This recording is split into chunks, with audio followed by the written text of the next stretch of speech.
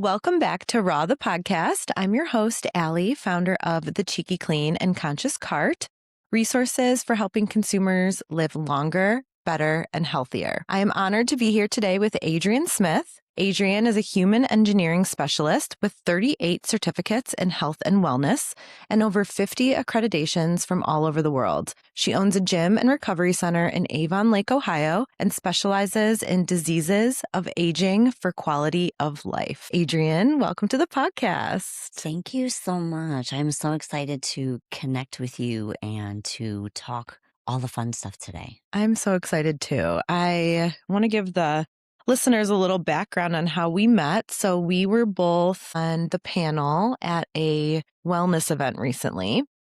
And I believe that one of the women Kaz, who owns the co-working space that we were having the event at, I believe she's one of your clients, correct? She is. So she had just amazing things to say about you, as we were getting the event planned. I was just so inspired by your wealth of knowledge that was obvious to me in that short time of us being on the panel and answering questions. The whole time that you were responding, I'm like clocking in my head, like, I gotta have a deeper combo with you ASAP because you are living the cheeky lifestyle, as I would call it. And you are beyond knowledgeable, not only it seems with your own health, but then also helping our community and clients heal, which I think is such a powerful thing. It was very divine that we met, I think. And I reached out to you and I'm like, can you come on the podcast? Like, can you come on this week? Because April's kind of crazy and I don't want to wait. So thanks for taking the time. No, I'm so glad I was able to come. And thank you so much for all of that. I love to talk all this stuff. And I'm sure, as you know, the hard part is talking to where people actually get you. Yes, exactly. And still showing that there's so much more out there, but trying to keep it understandable, Yeah. Because I'm sure you've gotten this too. We sound like we're crazy sometimes. 100%. And especially in the Midwest. When I first started my blog, I was in California and it was normal to be talking about all of these kind of health and wellness, longevity, local shopping, things like that. And a lot of my friends back here were like, yeah, Allie just moved to California and turned into this crazy hippie. But now, as really disease has continued to run rampant in our communities and we're all needing healing, I think becoming more and more aware and conversations happening more often about everything from our healthcare to our food system to the additives that are in our food, people are starting to really open up their eyes and minds to want to learn a little bit more. But you're exactly right. It can be challenging for us who I think has almost adopted these lifestyles as second nature to not be overwhelming and meet people where they're at. I struggle with that a little bit sometimes of not wanting everyone to think like it's a hard transition to make, more so just saying it's possible, right? Yeah. And inspiring. So And I know what you mean. Remembering that each person's hard is different. Yeah, so true. And that's where learning, I hate to say it's not difficult because for some people, little things, each of us has our little things that are so difficult. With all the years that I've been doing this and learning, there's not a lot of differentiation between male and female when it comes to a lot of this. And I think a lot of people think that it is. It really does boil down to that person and whether it's a vice, whether it's a learned behavior, whether it's an emotional support, like that little fuzzy blanket that we have, and learning to teach each person how to get deep enough into their whys to find out what is the purpose of it and what is the reason that it's there, regardless of even if it's just a belief system of sorts, Totally. And then how far back it goes. And then trying to backwards engineer that to say, okay, how do we slowly get you to understand that this is a learned behavior and not necessarily an addiction? And if it is, what can we quote unquote substitute it for? Yeah. Until we can get you unaddicted. Yes. Right. Absolutely.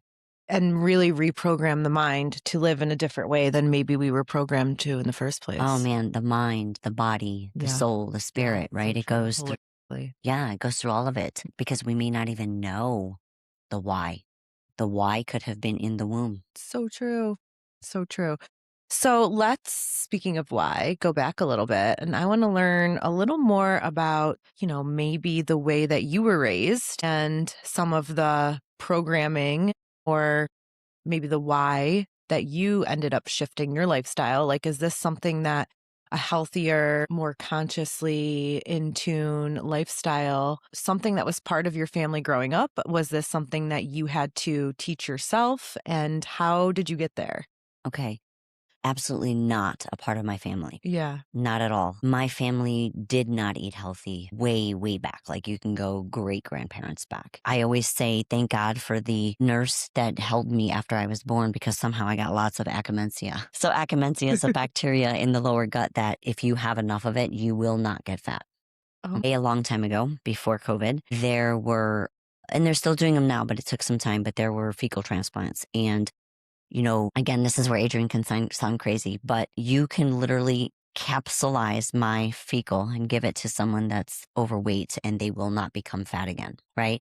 So gnarly. Yeah. And, Really? yeah. And akkermansia is a new buzzword because of that. You see a lot of trying to capsulate it and give it to you. Well, the thing about akkermansia is it is an anaerobic bacteria.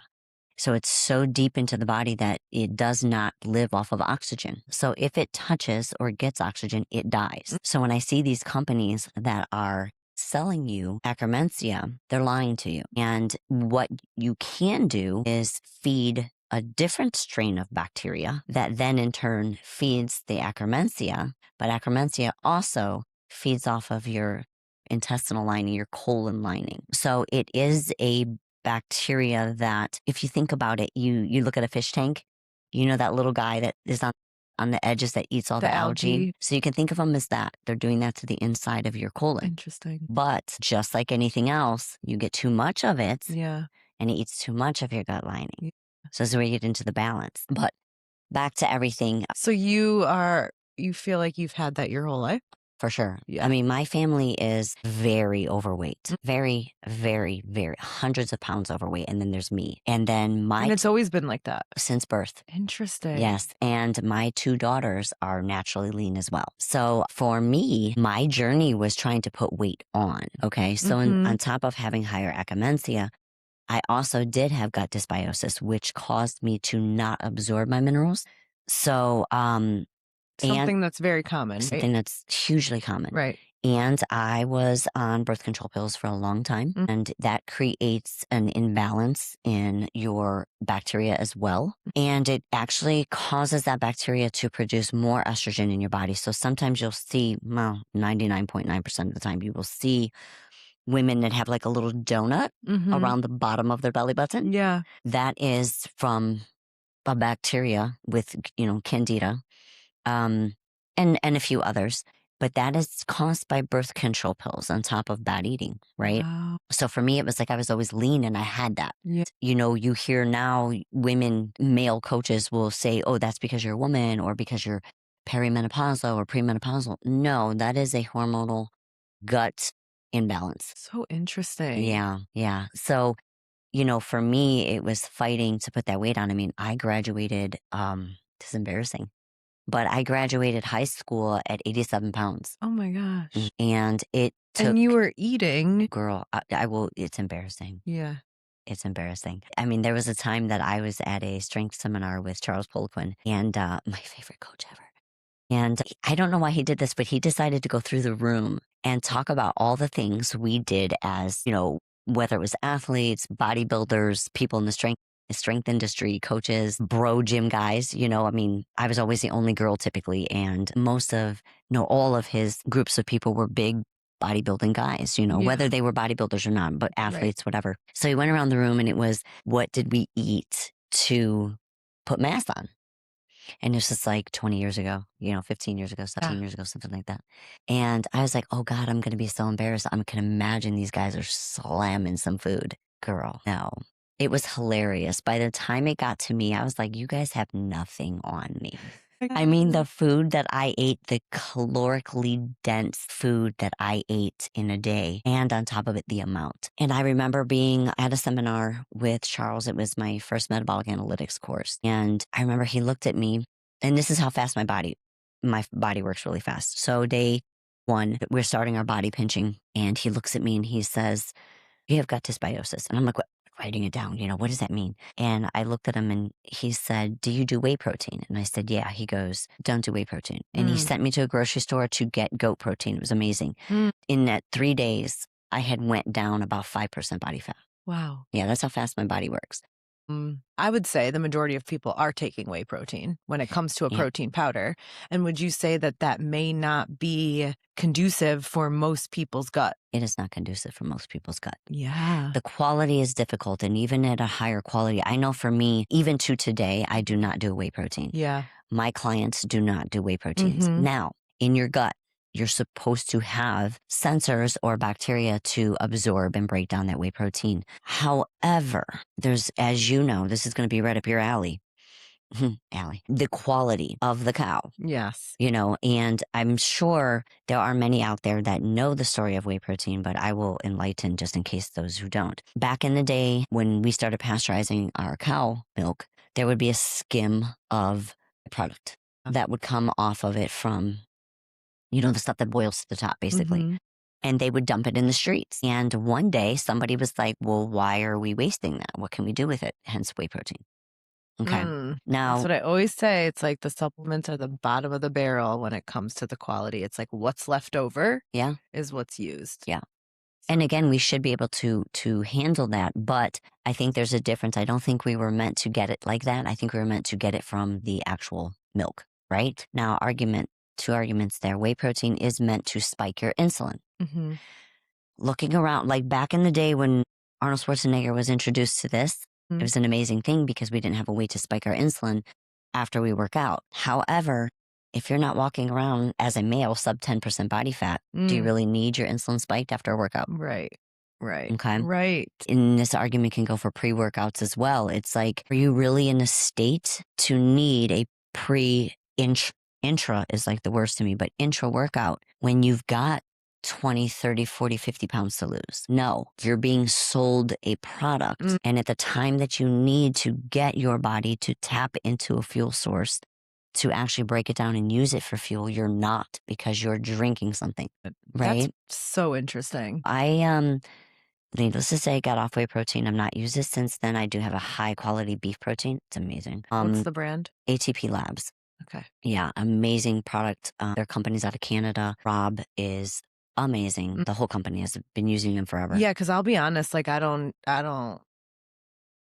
mess with protein powders at all because I just don't trust any of them. I don't disagree with you. Yeah. So I don't disagree. Until I find a brand, and there are a couple, but I'm like, I just want to like eat real food. Oh, I mean, above all else. Of course. Right. But there is some time, a time and a place where a protein powder can come in handy, and they're few and far between. So that's good to know, ATP. It is for sure. And, the other thing to think about that protein powder versus eating is if someone is really trying to add muscle mass, you do need more protein. And if the digestion is off, because some people do, depending on the stability and the balance of their gut, the health of their gut, even beef protein can be a problem, right? The other thing is people become addicted to the easiness, right? And, that's something in my gym. I won't even give you magnesium until your food is right. I just don't let that happen. If you can't, and there is a product out there that I'm just started utilizing in my gym that actually helps your cells to absorb the micronutrients from your food. So you may not need as much supplementation as we once did. It's all on the mitochondria and the cell's ability to absorb that food, those micronutrients, right? To use it for whatever function it needs it for. And what is that? Beam minerals. Okay, so obviously through your journey, you've learned how to fuel your body in a way that allows you to build muscle. But as you said, growing up in a family where that wasn't, if everyone was overweight, I can imagine eating and sourcing quality food wasn't necessarily second nature to you. You had to learn this on your own. There's a part of you that was born to do something on earth. And this is it for me. So for me, what's very intriguing is when I started learning things about food, silly things as far as tongue positioning. I've already done that. So instinctually, there was this desire to live a different way. So even though I had a lot of influence, like I did not eat candy as a kid. The only thing I loved was chocolate, still do.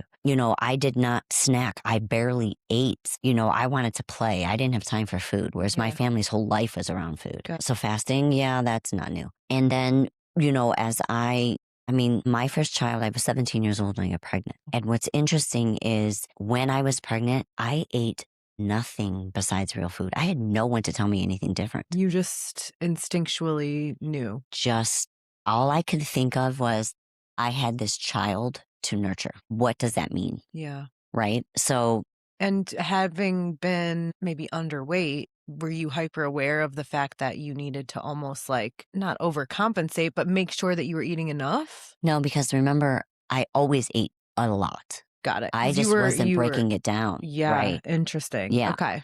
So as far as eating goes, I'm not kidding. I will out eat any man. Trust me. I've been at lunch with some of the biggest guys you guys could ever that. All those Instagrammers that you guys love to follow. Those are my friends. And we eat and they're like, oh my God, I didn't think you would order so much. I'm like, I know, it's so bad. So are you living with your parents when you were pregnant still, or? No, I actually was on my own, but my family, I also didn't grow up in a rich place. I was 17. I just graduated high school. So you grew up fast, girl. I grew up fast. Yeah. Well, I grew up even faster than that. I raised my brothers.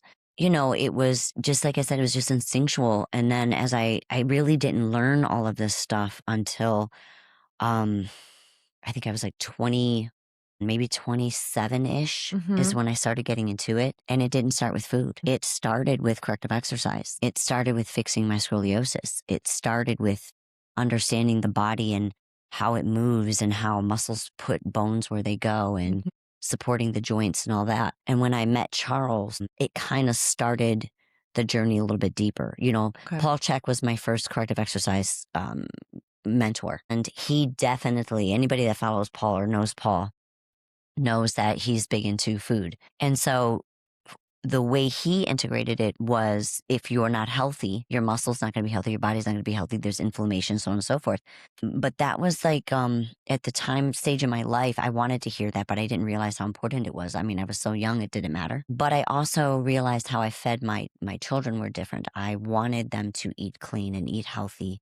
And I always offered that. Fast food was not something we looked at. Candy bars off a shelf wasn't necessarily something we looked at. So like I said, there was a little bit of instinctual, but then to find the people, to find the study, to find the trigger word that someone said for me to go down rabbit holes that just kept me pushing and pushing more and more as to what I wanted to study and what I wanted to learn. And as I was a trainer, more people would come to me. And then it was like, oh, my shoulder hurts. Well, corrective exercise first, because that's what I did. Strength training and corrective exercise, corrective exercise, strength coach. So what mechanically made that work? But then again, that instinctual side, it was like, well, then there's inflammation. And then. Right. And it all connects. It all connects. You cannot look at the body without it. You can't just help someone get fit without looking at how things are working internally. Yes. And 26 years later, 27 years later, I will tell you that anyone that, everybody has a specialty of sorts.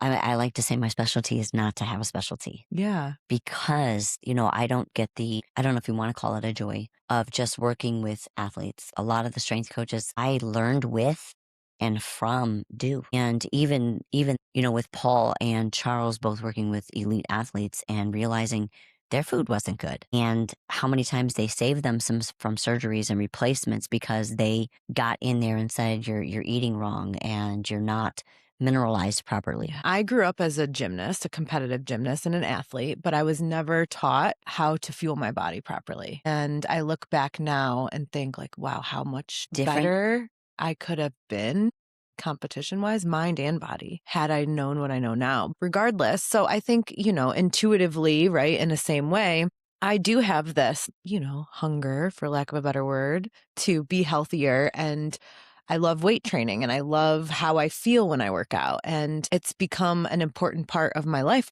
But what I've noticed and I've worked with a couple different trainers, and what I've found, and maybe I'm off with this, but what I've personally found is that most of them are really good at providing you insight on how to eat the right macros in order to see the change in the body and the muscle.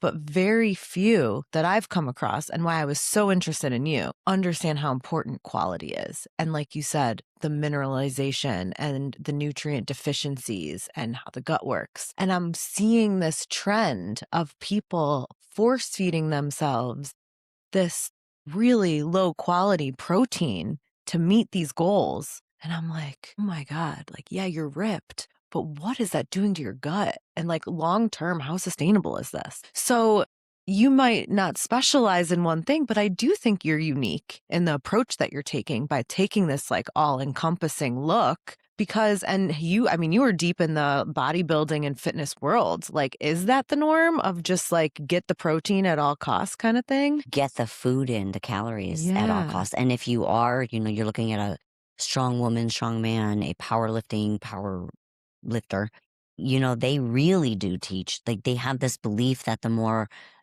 all over mass you have, the stronger you are. But that's not always true either. I mean, I've competed in strongman competitions at 7% body fat, 7 weeks before I was ready for stage for bodybuilding and did really well on nothing but coconut oil all day.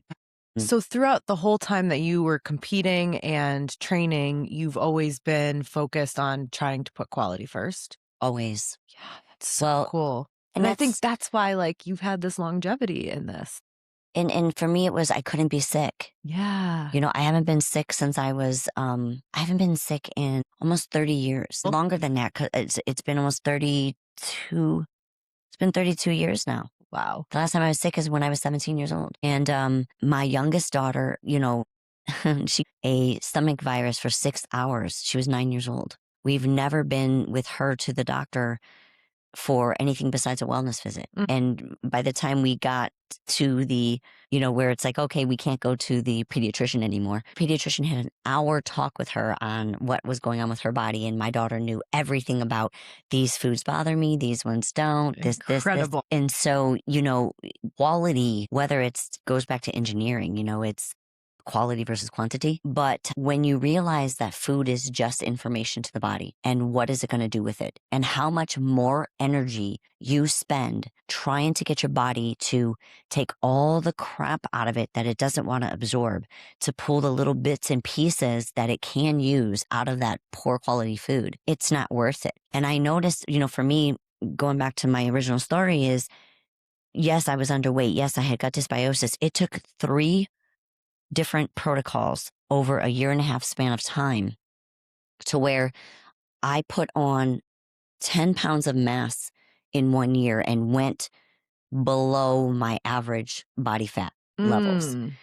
So when I first started this journey, I was like 91 pounds, 97 pounds. I'd already had my second daughter when I met Charles or when I went to this course with Charles. And what's interesting is after I cleaned up my gut, and I did not have the supplements and the protocols and stuff that I have now by far. Right.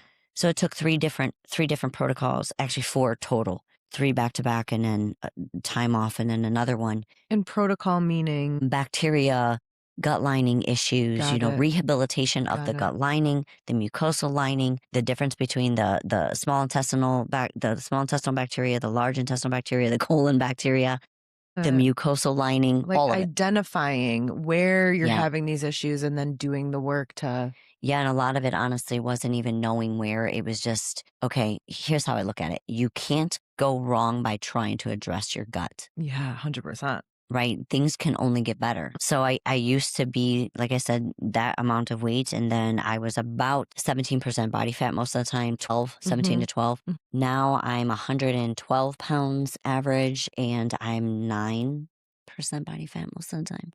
Yeah. For people who say women can't run around at that, that's a lie. Every person's different. My hormones are completely fine. My muscle mass, like I said, I gain it. I train just as hard as any other 24-year-old male. I still lift really heavy at my age, and I don't have any issues. Totally. Except I feel much better. And it's funny, you look back then and you say, oh, I had so much energy and I had this and that, and I still do, but I can tell the difference with, rehabilitating the gut and then now really focusing on my brain a lot for the last probably 5 years. Yeah. Cognitive ability that I have and the short-term memory that I have is so much better. Yeah. than it was back then. So there's a lot of parts of my life that I can say I actually feel better than I did when I was younger. So badass. And that's the goal.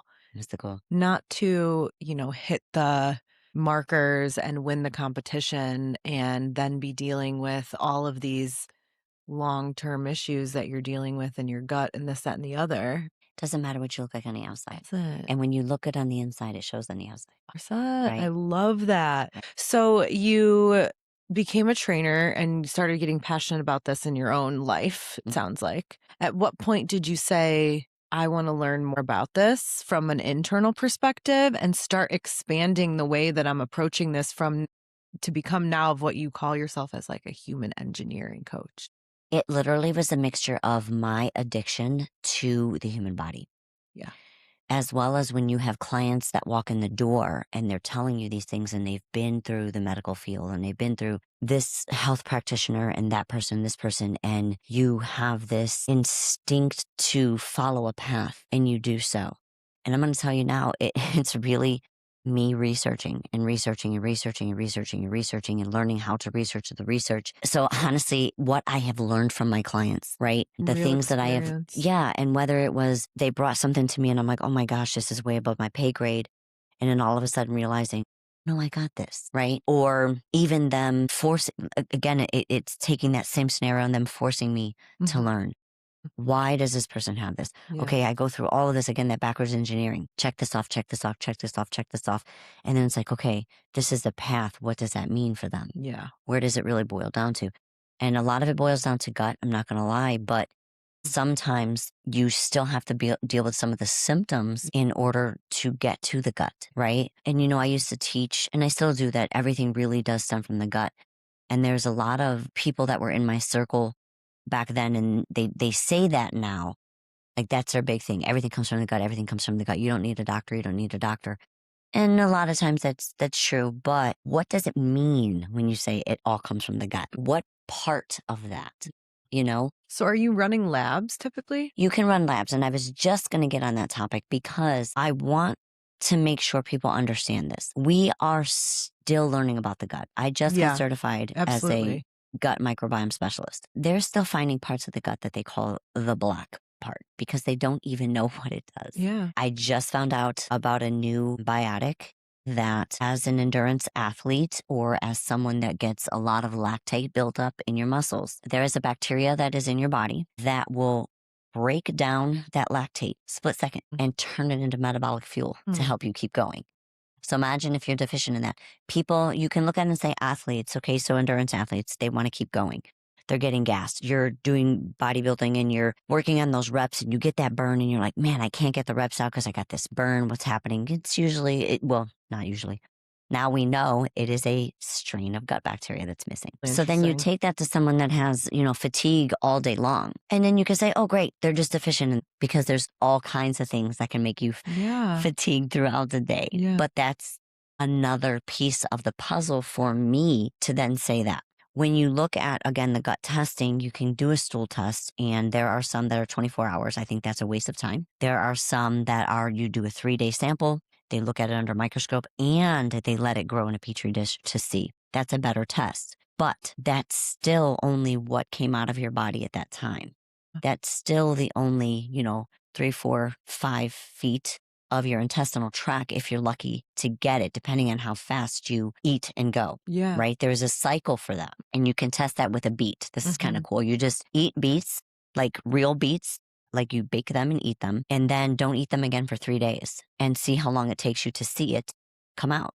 And then the rate in which you are digesting your food. Typically, it should be around 32 hours or so. Some people are 12 hours. That's too fast. Some people are 48 hours. 72 hours, that's too long, right? And what does too fast or too long indicate? So too fast means you're really not breaking down, or you're breaking it down too fast and not absorbing. It's coming out too fast. Got it. Right? So you need that a little bit slower. Certain other bacteria, you want to make sure that bacteria is eating, right? But then if it's going too slow, then you got to look at, I always explain it this way. It's like taking a moldy towel and throwing it in the corner of your room and watching the mold grow. And that happens in your gut, right?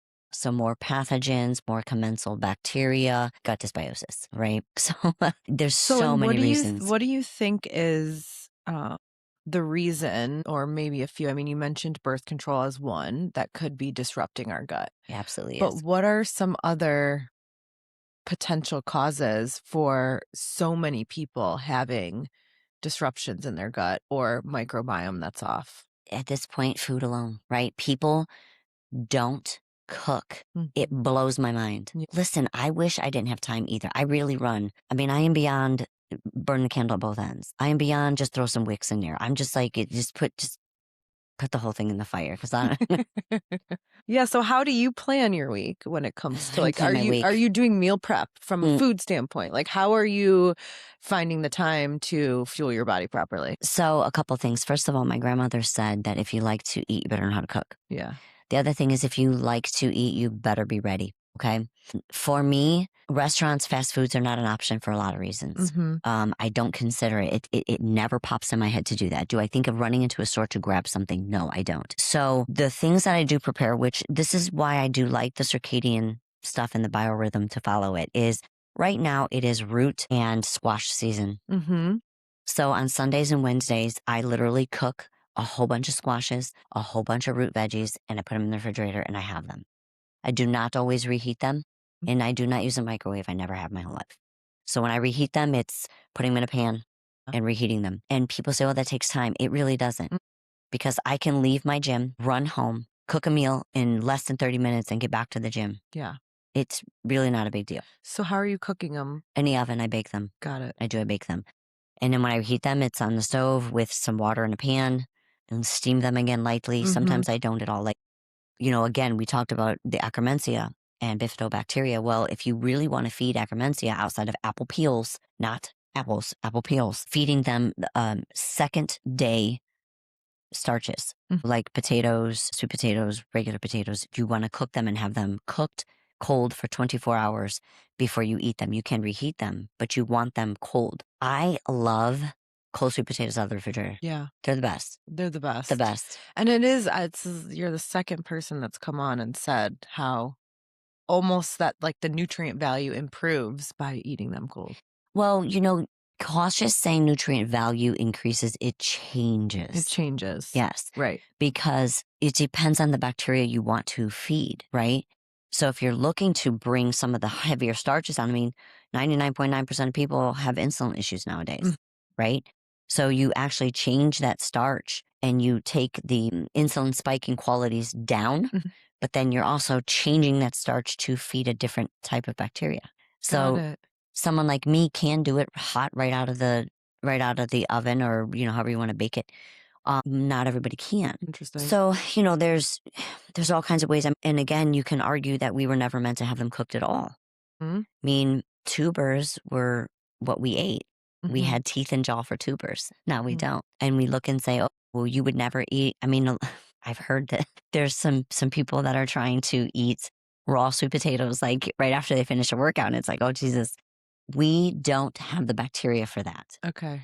Because they're GMO'd. We have to remember all of our food is GMO'd nowadays. Right. Don't tell me it's non-GMO corn. Stop. Don't tell me it's non-GMO broccoli. Cut it out. You cannot say that. Everything is GMO'd nowadays. If we go back to what carrots used to look like, you could barely chew them out of the ground, right? But we did. And so, you know, that's an argument I have with some parents when they want to start feeding their babies this baby food at such a young age, like 6 months old before they have teeth. And I say, well, refrigerator was just created in 1942. So we haven't barely evolved from that. Okay. And then you look at blenders and, you know, cooking it this way. Where were we traveling from state to state, following the sun to do so and saying, okay, now we're close enough to grab water to now use this thing that we have called fire. And then where did we get pans to put it on there to boil these tubers up? Yeah.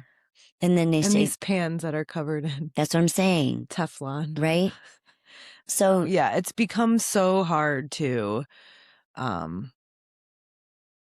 like it's no wonder why so many people are so deficient and or toxin filled, you know? Malnutritioned.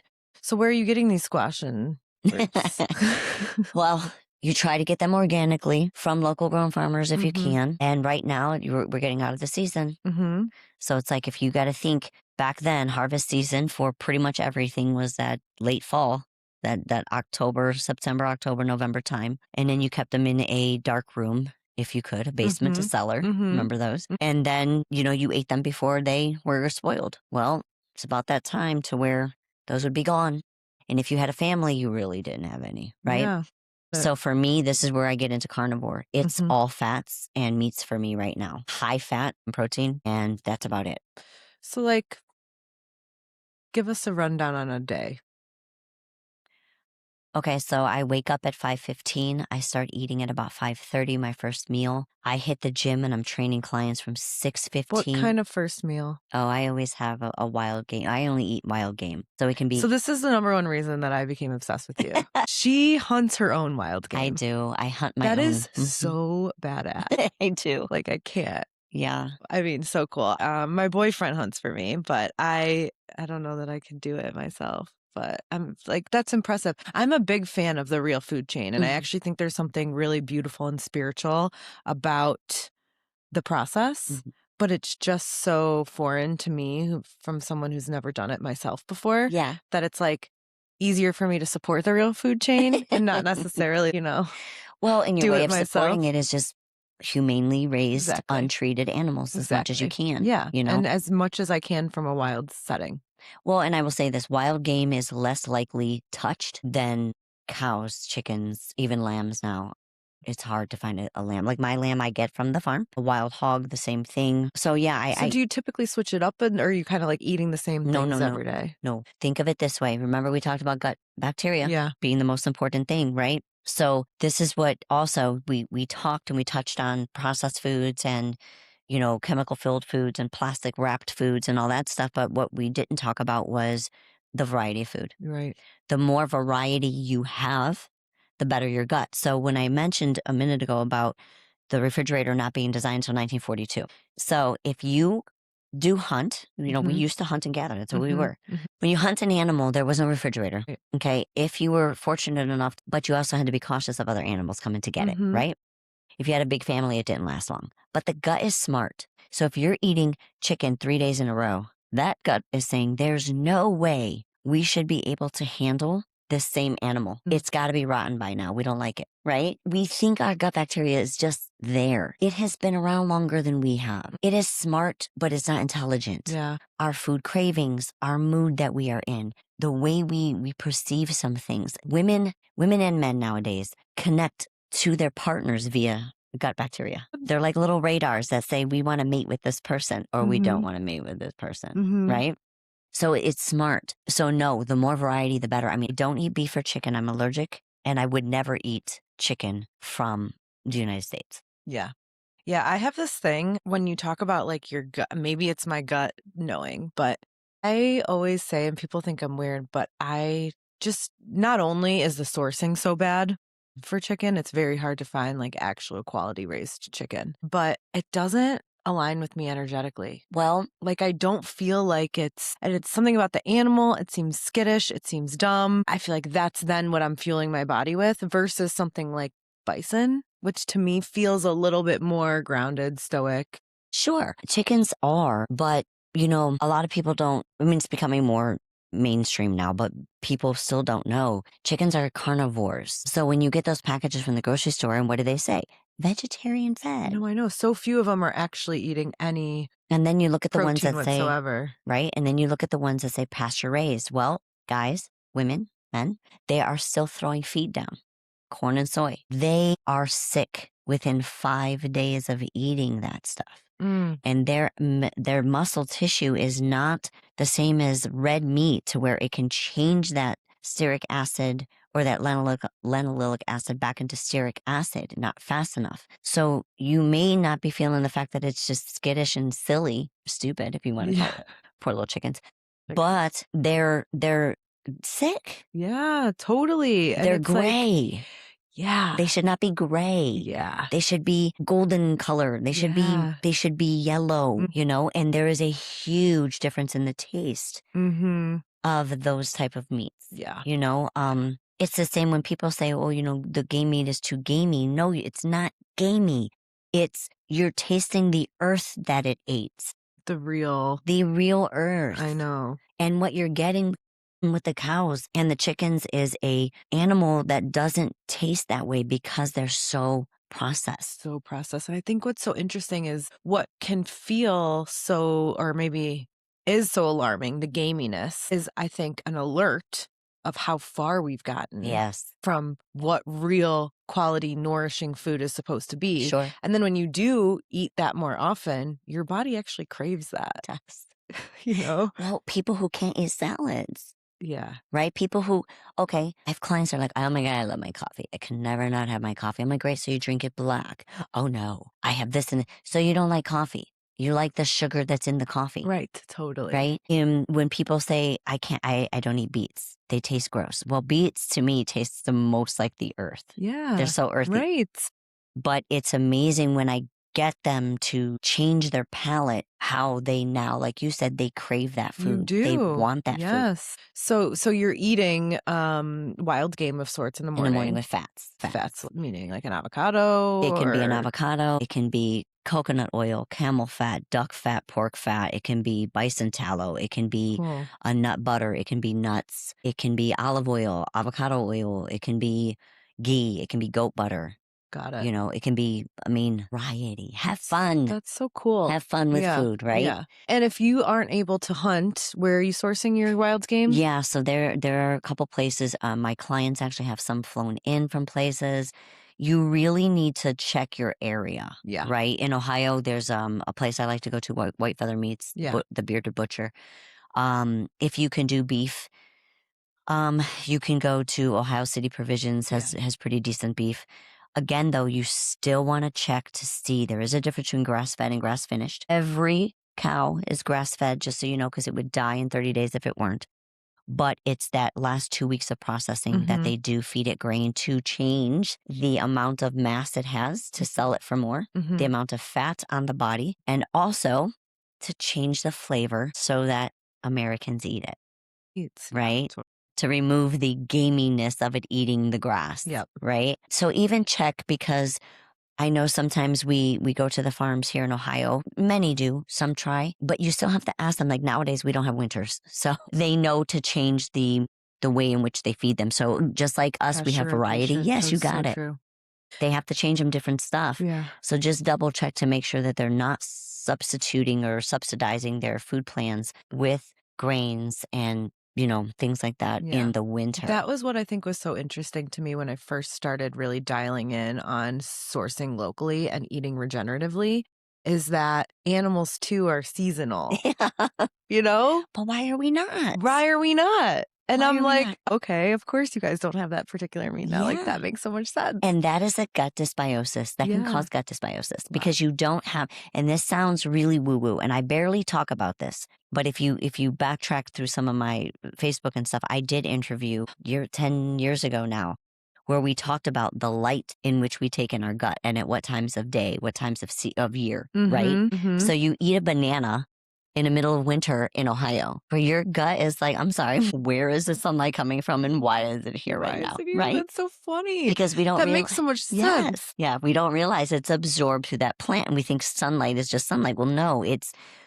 the chemicals, the chemical changes in the nutrients in that banana that feeds our gut. And our gut changes according to season. Yes. It knows we don't have sunlight during this time. It knows when we're supposed to break down these things. Like I said, it's been here longer than we have. So again, that's where you get into that variety. Yeah. So like I was saying, I don't eat those two meats, but I eat 29 animal sources. Right? Vegetables. You look in the middle of winter or whenever, even during the summer. Like I teach, I don't like to say train. I share with my clients the idea of eating outside of just the American grocery stores. Go to the Asian grocery stores. Go to the Middle Eastern grocery stores. Totally. Go to the Puerto Rican, the Mexican, the Cuban grocery stores. Eat things you haven't eaten before. Enjoy your taste buds. Enjoy what nature, God, whatever you believe in, gave you.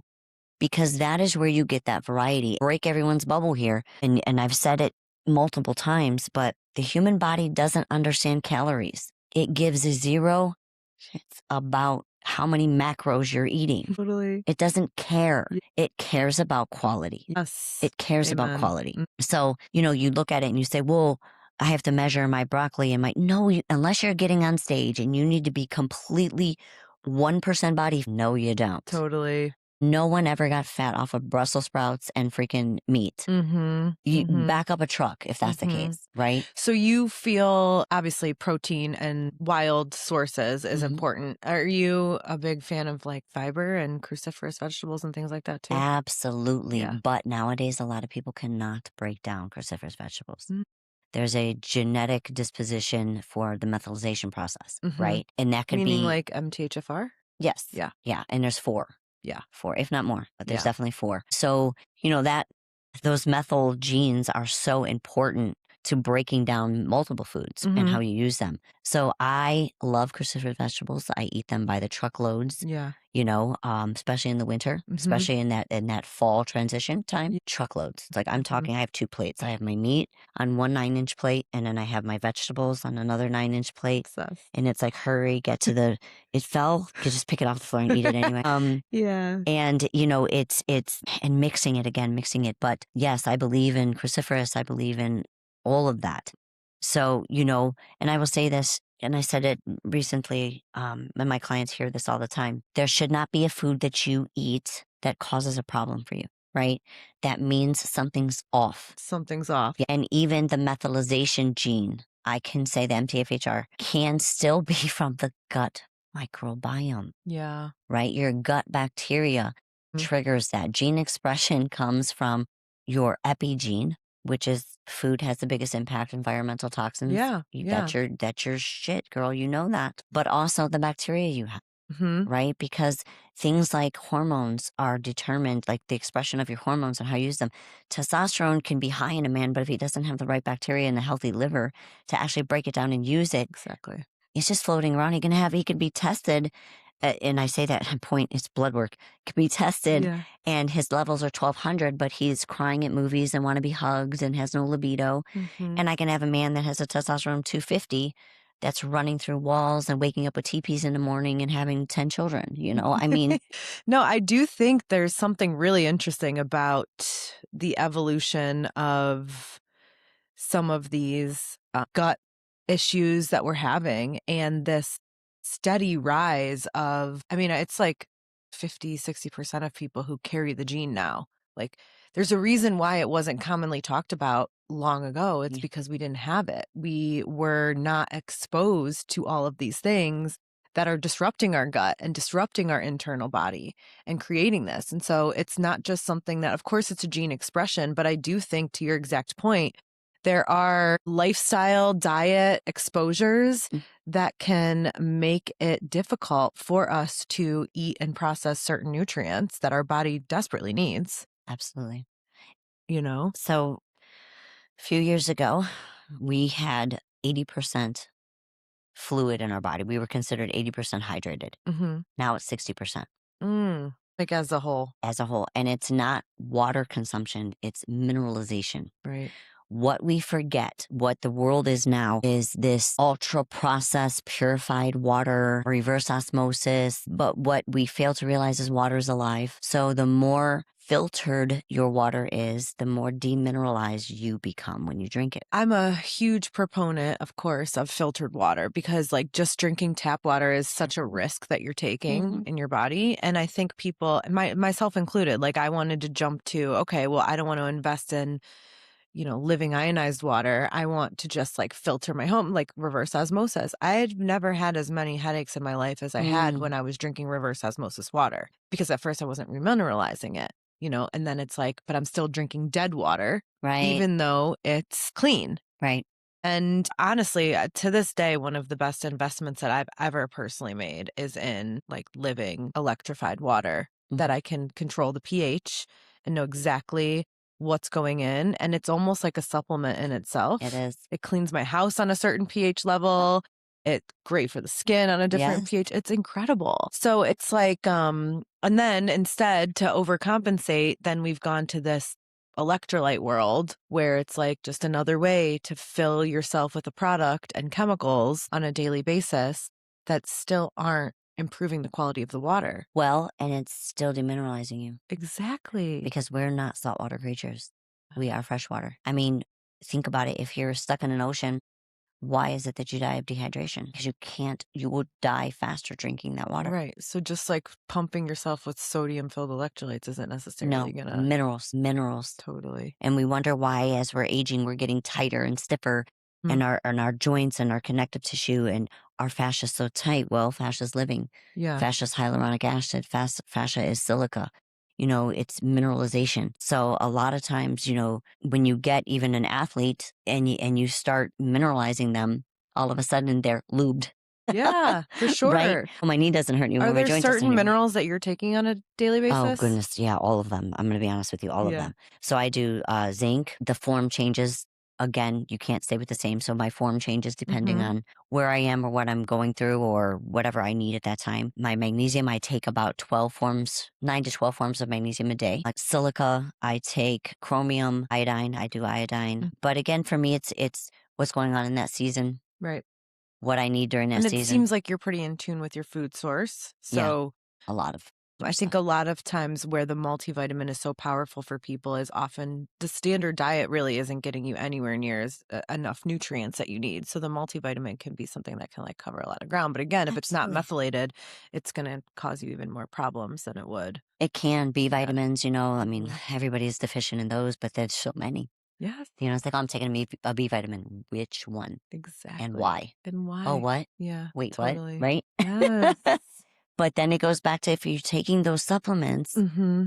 but you're not healthy enough to break them down and use them. And utilize it. I know exactly. That's why. So Vitamin I C. actually just started my journey of getting my integrative health practitioner license because I'm like, it's one thing to help educate on ingredients and supplements and provide products that are safe, but it's another thing to understand how your own body is working and which ones you can actually process and what you need to take in order to, like you said, fuel that remineralization opportunity. And that's a totally different thing per individual. And how things work synergistically. Yes. Right? Like, for instance, collagen, highly beneficial for the body, especially a lot of people don't eat quality meat. We know this. A lot of ways to get it, plants. But without vitamin C, you don't use the collagen. Right. And to your point with the silica, I don't know any other collagens that have the silica in it. And silica is often like an overlooked mineral. It is. And when it's paired with the collagen, it's almost like the gas pedal for the which is like the car. Huge difference. Yeah. Yeah. That's so important. It's like lubing your body. Lubing your body. Exactly. Especially as you age those joints. I mean, it's so powerful. So the clients that come to you typically, are they coming to you like, hey, I want to get in shape? Or is it like, I'm sick and I need your help? Is it a combination of both?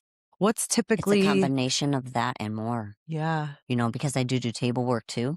Sometimes with, hey, I have a shoulder problem, I have a hip problem I've had for 15 years, and so is sending me to you. You don't have that for 15 years, so what's going on, right? So they get on the table, it starts with that, and then of course you can feel that mineralization, demineralization. You look at their body and say, okay, you can feel it in their tissue, like, yes, we can do this, but you really need to dial in on your health side of it because tissue's only as healthy as you are. So it can start with the table work. It can start with, yes, I'm coming in, I want to get jacked. I want to change my posture. I have a pain.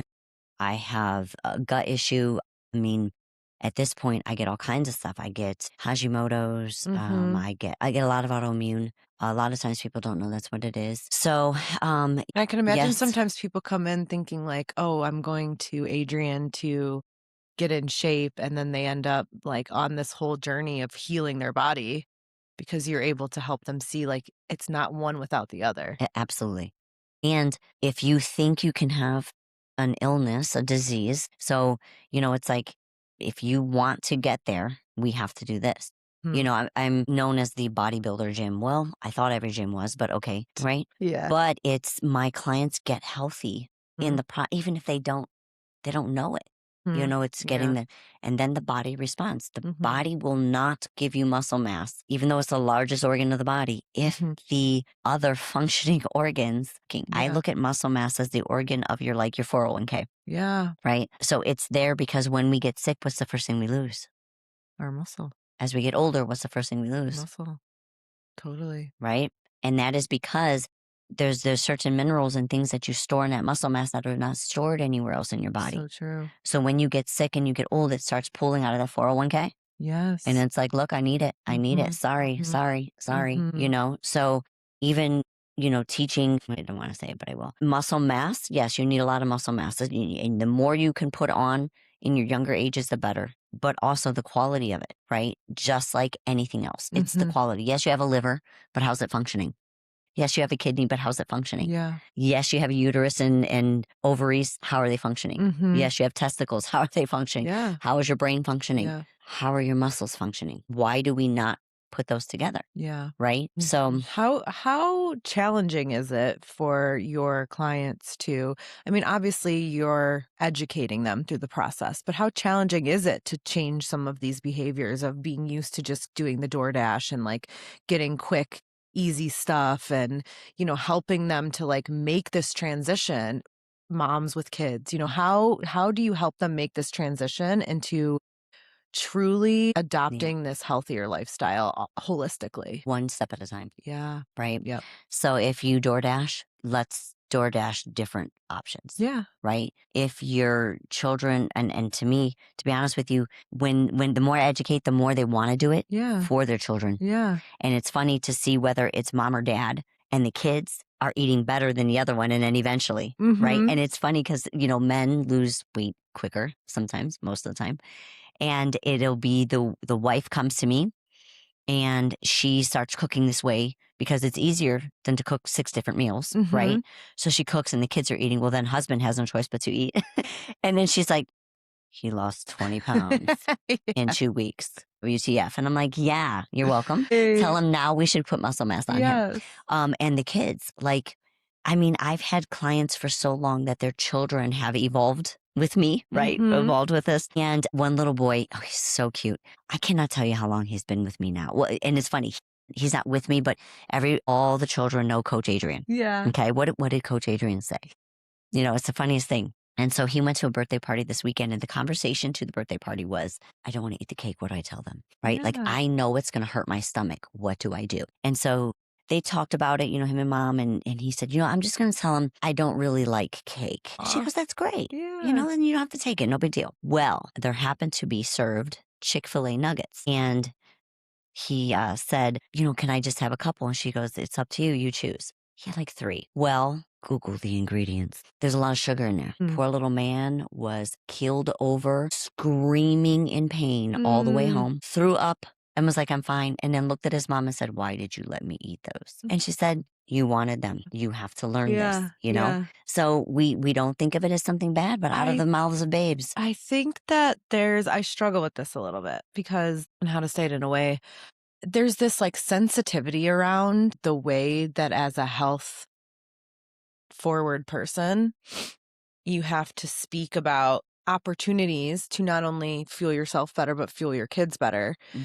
And I think it comes from just like a place of course, maybe feeling judged or whatever, but it's almost this thing where it's like, we're so scared that we're going to create fear around food for kids that we're better off just like letting them eat it. And I struggle with that because these diseases, especially in children, are rampant and they exist more than they ever have in the past. And it's the opportunity to teach them these habits at a young age. And it's like here, there, they have this or that. Like that's better than being like, whatever, you know, like I'm not going to create this food fear for my kids. So I'm just going to let them have whatever.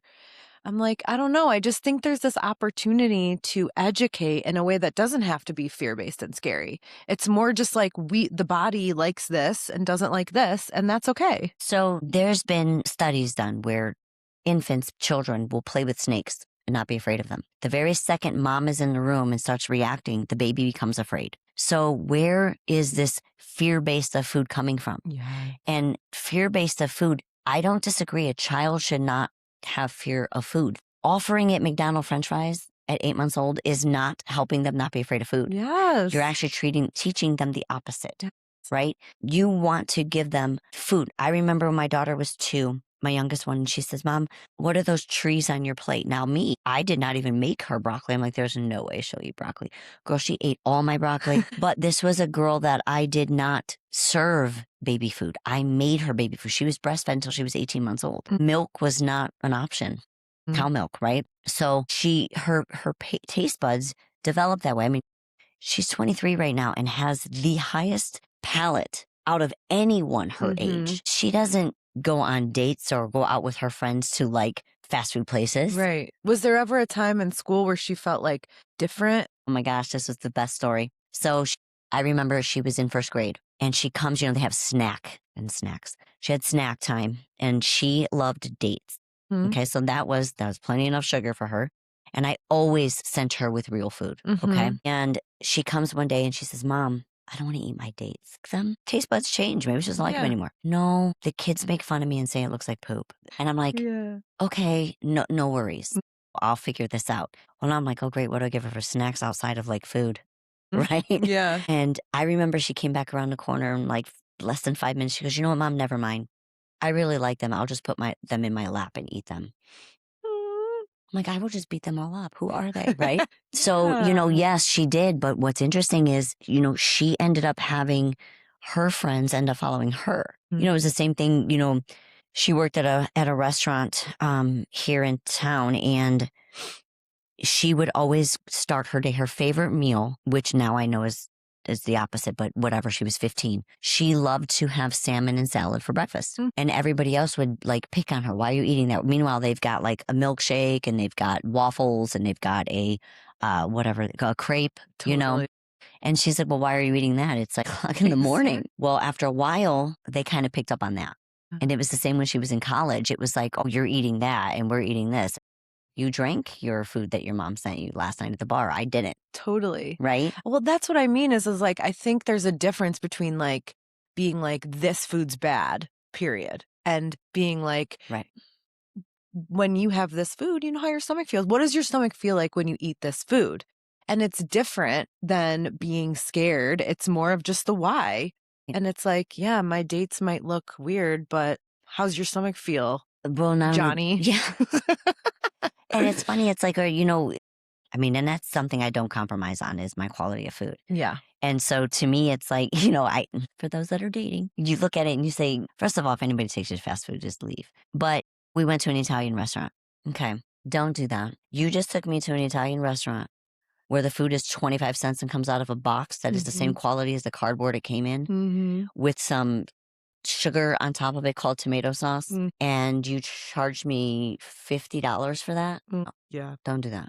Yeah, dating was hard. Yeah. I ended up meeting my boyfriend now, like in this room. He came on the podcast because I'm like, I was just done. I'm like, I don't even care anymore. Like, I'm just going to do me and be me. And when it's meant to happen, like someone will come in my life. And he fell right here into the podcast studio because I felt like I was really putting myself in a position where I'm like compromising the way I want to live and eat. And that's no way to start a relationship. No. And the other thing too is, I'm not your mom, but I don't want to wipe your butt when we get older, right?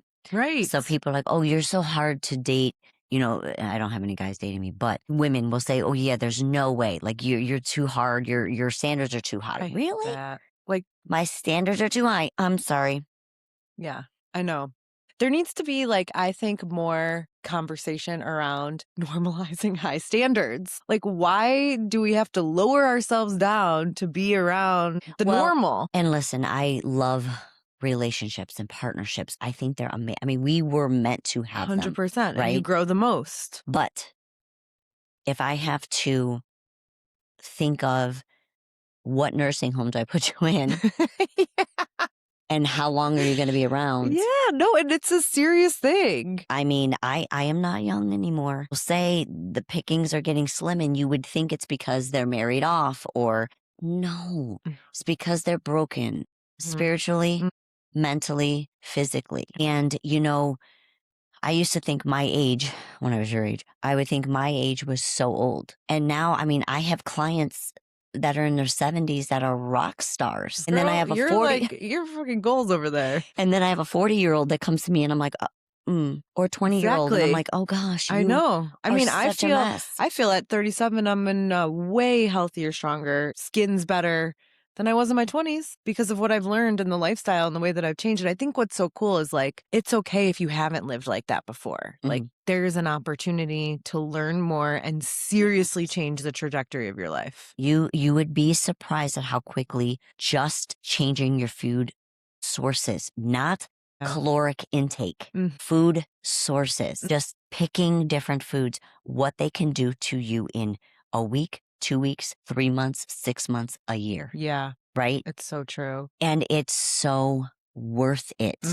What It's is so your worth it. thought on like this new trend of skinny? Not that it hasn't always been a trend, but I think like as of recently with the rise of GLP-1s and things like that, like we've almost like diverted back to this like 90s era of like skinny is, and I'm just like, I want muscles and curves. And to me, muscle equals longevity. Well, I'm going to say this. I think that the females 30 and under are really into muscle.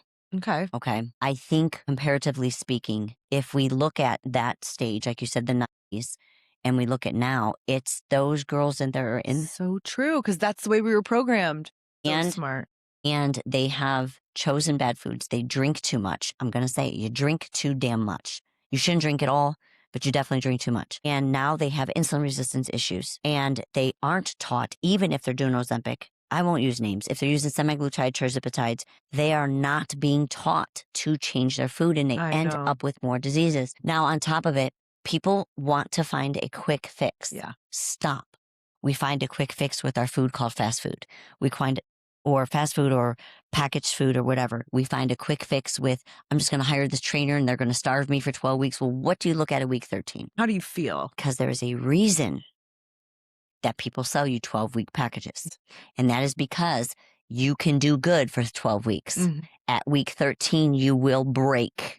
So what do you look like after that? And then what do you look like after they've set off metabolic syndrome in you? And then you go back to eating all the foods because you weren't taught to eat. You were taught to be starved. Yes. Right? Yes. So I would say that this new form of skinny is unhealthy still. It's a quick fix in a very bad way. You are messing with your gut. If you're not dealing with the underlying issues, you're going to go back to it anyway. Don't think that those people are changing because they're just going to eat less of it. Right. But the reason they're eating less of it is because they're slowing down their digestion. Now what happens is permanent paralysis of the intestines that they're not talking about. Then what happens? You can't mechanically turn on a muscle that is running on its own. We don't tell our intestines to start contracting so we go to the bathroom. Right. Just like we don't tell our heart to beat. We don't tell our lungs and our diaphragm to breathe. They do it on their own. So when your intestines are now broken and they are not taught to move, they're paralyzed. How do you turn it back on? And what are you storing that you aren't able to eliminate? I mean, that's where it's like toxin elimination happens through that intestinal process. Amount of fat so quickly, we're going to dissolve all the toxins that was being stored in the fat into our bodies. Right. And we're going to not Liver be able to issues. get it out. And I will say this, anybody that's going to go through any sort of fat loss, you better be set up for detox. I totally You better agree. be set up for detox. Yes. I don't care if you're doing it naturally and starving. I don't care. You're going to get sick and there's a possibility that you will. Your liver is going to be hit hard. Yeah. Right? So again, you can look at a diet, regardless of what kind it is, as a detoxification, because that is what you're doing. Yeah. You're detoxifying your fat cells. Okay. Yeah. You're detoxifying your body. And your mind. Yes. And if you're going to go through that detox or a gut detox, which stop buying stuff off of Instagram for that. It doesn't mean you poop your brains out. That is not what it is. Right. Okay. So you still need to be set up. If you are not healthy, don't do that. Yeah, for right? sure. So when I work with my clients, regardless as if they have 10 pounds to lose or they have 50 pounds to lose, 100 pounds to lose, or they're coming to me, we'll call it diseased, to set them up for this. Physically, I have to set you up for it. Emotionally, I have to set you up for it. Mentally, schedule-wise, Yeah. because this is going to be new to you. But if I turn my client around 180 degrees, which I would love to do, they will fail. They will fail. So true. So you have to take little baby steps, like you asked me earlier, and I said, one day at a time. One day at a time and one step at a time. Sometimes it's a moment. Yeah. As they walk to that refrigerator Yeah. to grab something that they're not supposed to. Yeah. Why? Why? Exactly. Why are you snacking? Are you really hungry? Right. Conscious choice. Right. So powerful. And that's what I tell them with my kids. And they're like, well, what do I give them for a snack? How about you ask them if they want a snack? You just make them a meal. Mm-hmm. Do they really want to eat because they're hungry? Are they bored? Are they thirsty? Are they demineralized? Right. So true. Give them a meal. Yeah. And if they eat it, then they're going through a growth spurt. Let them eat it. 100%. Children do not overeat, right? They don't. No. It's insane. And I will tell you this out of experience for many years, children will choose the real food over the fake food unless there's a gut dysbiosis. Children that crave milk. Or an addiction to sugar. There is no addiction to sugar, Mama. We don't know what to do with sugar to this day. We don't know. Why do you get sick when you eat too much sugar? But then at the same time, why is it that no matter how full you are, you have room for dessert? Right. We don't regulate sugar. Humans don't crave sugar. Gut bacteria does. Right? Totally. Fungus, mold, estrogens crave sugar. So it's again goes back to the gut. What's off there that's making us have the symptom? We don't crave. True. We don't crave food. Okay, 2 more things that I want to ask you about because we're getting into the episode pretty long because I could talk to you for, we're going to have you back. I already am inviting you back. Circadian rhythm and sleep. So how does that adjust as the year changes? So like right now, are you like going to bed at like, and as the summer comes, I mean, you mentioned during our workshop about how sleeping and waking within the sun's normal natural rhythm is so powerful for the body. Yeah. But also I would imagine getting enough hours of sleep is important too, right? No, here's why. The human body Mm-hmm. knows its own rhythm, you know, and we go through cycles as we get older. Some people really are born to sleep 4 hours a night and they're fine. A cat nap during the day, they're good. Other people from the day they're born need 11 hours. Now, I won't get into the details of it. Anyway, we'll talk about that another time hormonally, what happens with teenagers. But then as we age, we also need a little bit more, some. Mm-hmm. Okay, so again, sleep hours are individualized. Sleep time is different. Okay, so if you're looking on average and just saying ballpark range for every human walking this earth, you want to be to sleep around 10:30 the latest, and you don't want to wake before 6:30. Okay, we live in America. That's not an option. Let's be real. Okay, so for me in the wintertime, that sun goes down at 6 o'clock and I'm like, right. So I usually go to bed earlier in the wintertime. I'm usually in bed 9:30. Okay, I mean, there's times I won't lie, you guys, when I have a long day at work and it's a lot of body work and it's a lot of I don't like to use the word energy work because I don't do that, but it happens to be that way. I literally go home at 7, I shower and go right to bed. I am out by 7:30, 8 o'clock and sleep completely fine till the next day. So I do respect my body when it comes to sleep. Now, waking up in the morning, if I'm lucky enough to wake up with the sun, that's fantastic. Yeah. But we don't usually have that option. In the summer, I mentioned like 5:15 type. You got it. So in the summer, waking up at 6 o'clock is pretty easy because the sun is up. It's telling you to get up. Your cortisol levels, you get that sunlight, is ready to go. Now, for those that have a hard time falling asleep at nighttime, waking up and getting that sun in the morning in your eyeballs as soon as possible, even if you wake up at 5 and you get your day going and the sun doesn't come up, I don't know, lately at 8 o'clock. Or 7-ish, 7:15. Oh no, girl, she ain't coming till 8 o'clock. Really still? It's a little earlier, but I'm like, it is still dark outside. I mean, remember, I'm at the gym at 6:15. So you'll go out and look at the sun. Yeah. You know, when you do that, you set up a whole cascade. It's like having this intricate dominoes in front of you, and all you got to do is push the first one. Right? So that's what happens when you get that sunlight in the morning. So in my house, at 5:15, I'm turning everything on. Now, I do wake up really early, though. I mean, I wake up really easy, Okay, too. because I feel like I'm kind of crazy with like at night. I don't like, once the sun's down, I don't like any lights. You shouldn't. But I kind of feel that same way in the morning. Then your cortisol levels might be off, right? We'll talk about that. Hormonally, Until the you might be sun's off. up. True, but you're almost like saying you're turning on the lights because you're trying to like, you got to get out of that sleep cycle. yeah, you're like trying to get yourself out of it, which makes sense. And if you do, but I'll tell you, like, I was not able to wake up this winter, and I was like letting myself go with it. You know, I'm like, whatever, I'm sleeping until 6, it's like 30. That's what my body wants. That's not terrible, right? Yeah. And again, if you can, God bless you, right? Totally. I wish. I know. I wish it's more just people like could. And I sleep with my blinds open, completely open, because I want to get up. Yeah. You know, I want to get up with the sun.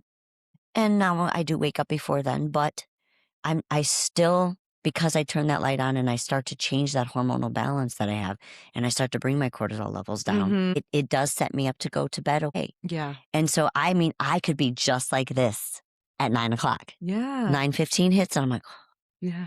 It's like clockwork. Like I know what time it is because I'm Cool. hungry at certain times. Yeah, I love I that. know what time it is because of And the you sun. said it was like this dynamic where your body goes through this almost like regeneration process overnight. And if you aren't getting that sleep time, you're going to miss that opportunity. Yeah, as far as the organs and stuff go. Yeah. The recovery sleep we get, meaning our brain rejuvenates hormonally, that kind of stuff, is between 10:30 and midnight. So think of the people who don't go to bed until 1:00.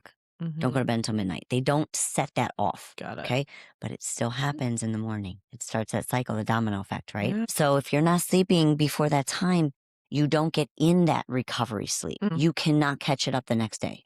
So anybody who says, I'm going to sleep in this weekend and catch up. No, you're not. People who say, oh, I'm going to go to bed late tonight, but I'll sleep in the morning. It'll be fine. No, it won't. The more you go to bed late and don't get that recovery sleep, the more you are off. And I feel that so much. And I got in a bad habit kind of recently of like going to bed a little bit later and like being on my computer. And it's like, even if I were to sleep in and get the hours, I still felt tired, foggy all day. Well, the other thing is the brain cleans out at midnight. Yeah. You also get the largest deluge of growth hormone around that time. But in order for that to happen, you have to be in that deep recovery sleep. Because again, it's all hormones. So cool. Everything is hormones. Yeah. So you have to set up. I mean, you can pick any industry and I can tell you how it would make sense. But think of something as simple as, we'll use two scenarios. If I'm putting this wall up and I have to put electricity in it, wouldn't it make more sense to put the studs up? Maybe you can put one side of drywall on it, but don't put the other drywall on until the wires are ran. Because if I run the wires, now I got to put holes in my drywall or take it down. How much time did I waste? And it's probably not going to happen the right way, right? It's the same as if you're getting your hair done. There's a process in which it has to happen. Yeah. If you skip those processes, it doesn't work, right? Right. And wouldn't you... So is that sometimes related to, and I think it goes back to like lack of recovery in a way. It's like you're not going to meet these like training goals if you're not recovering properly. We do not grow in the gym. We do not grow in the gym. And that's one of the biggest things that I see is this overtraining, okay, on arm day, do not go do treadmill work afterwards because you've just taken away from the recovery of the arms because now you've left the gym with the legs loaded. Okay. If you're trying to build muscle, do not do cardio following your workout. You're tapping into two different cycles. You need to let this sink in. So would you say to do like a HIIT workout? Like, cause I do like to do a couple days a week, like a short little get my heart rate up type cardio situation. Would I do it on the opposite days that I lift? If you're going to do cardio, I would do it on the opposite days if you lift, but you also have to understand, this is where we get deep into program design. You have to understand that if this is your block to gain, why are you doing something to pull, right? So again, our body works better on a circadian biorhythm cycle, not circadian, circadian is 24 hours, a biorhythm of when we lift. Yeah. In the wintertime, it is mass building, but it's not fat building. Yeah. It's mass building. Yeah. You're inside, you're lifting heavy, you're going home. Why? You don't have the same energy as you do in the summer. Yeah.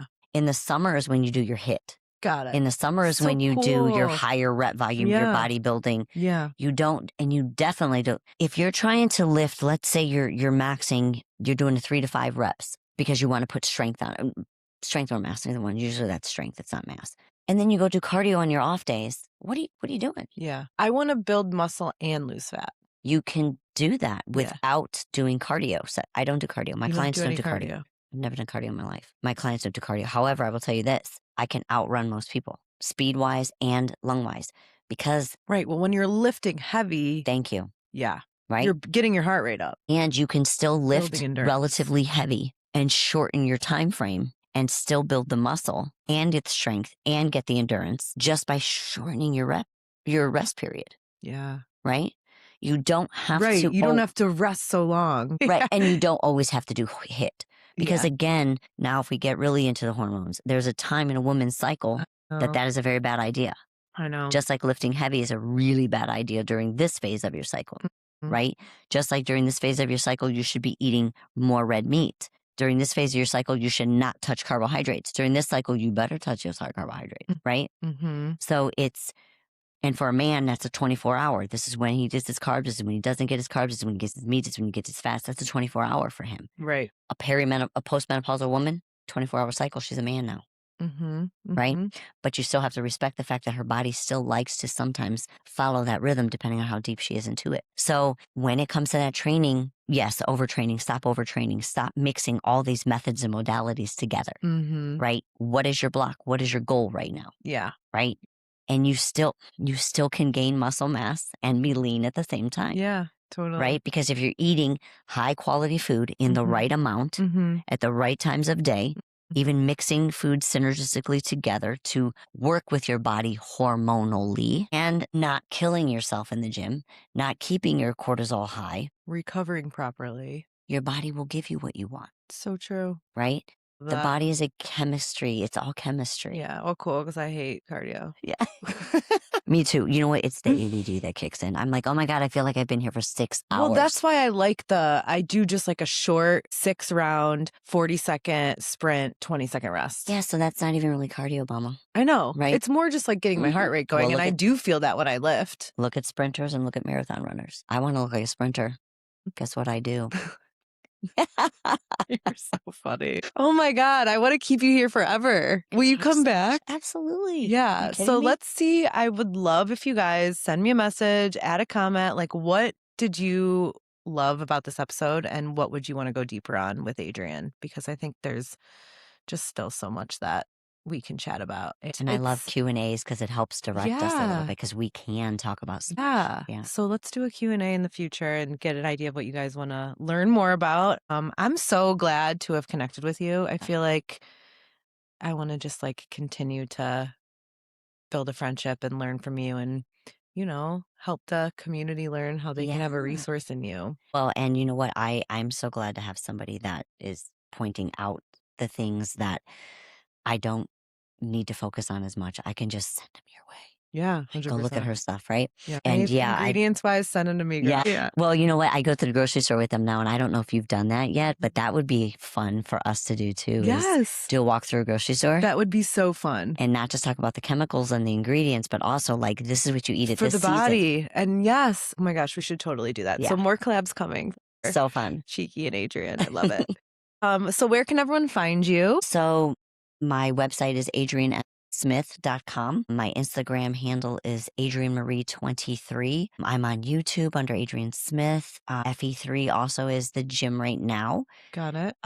You can find me on Facebook under Adrienne Smith. I believe it's Adrienne Smith. And you have a podcast. I do have a podcast, Yeah. Die Sexy. Die Sexy. Yes, because we that. want to die sexy. Absolutely. Listen. And are you accepting new patients, clients? I mean, Oh yeah, always. Mhm. Because I do have so many ways I work with people. yeah, And I do take people all over the world. I love that. All So over you the can do it world. virtually. I do, yeah. A lot of my human engineering is virtual. Very cool. I I love that word. Yeah, me too. Both those words, I should Yeah. say. But I just think it's such an incredible way to look at training to be your best self. It's like human engineering. It's so much more than just fitness. It is. Yeah. Yeah. And you know what? I don't ever want to say I cure diseases. I don't want to say that. My favorite thing to do is prevent them. Yeah. But, getting to the root cause of what started that in you and how far back, Yeah. Totally. I mean, I had a woman, I had to take her back 50 years to figure out exactly when it started Mhm. and realizing the rest of it was just another symptom. Yeah. Right. And my other favorite thing is teaching you about you, what makes you tick, what makes you run, Yeah. what are your hormones? How do you break yourself so you know how to fix it? Right? How Exactly. do you, oh man, I eat this. I know what it's going to do to me. Yeah. So how do I fix it? How does Alison fix Alison's body? Yeah. Because we're all different. Yes. Every single person. Love True. it. The human gut Amazing. changes it. If you guys liked this episode, please like and subscribe on YouTube, Spotify, Apple, wherever you listen to podcasts. For more conscious living resources, go to TheCheekyClean.com. To shop safe products, including the collagen, go to ConsciousCart.com. Follow me on both. There's more stuff coming. Please let us know what else you want to learn about and what we should do together, because I just feel like there's a cool duo here in the making. So, For sure. Adrienne, thank you so much for coming on the Thank you. show. Such a pleasure. We'll see you guys next week.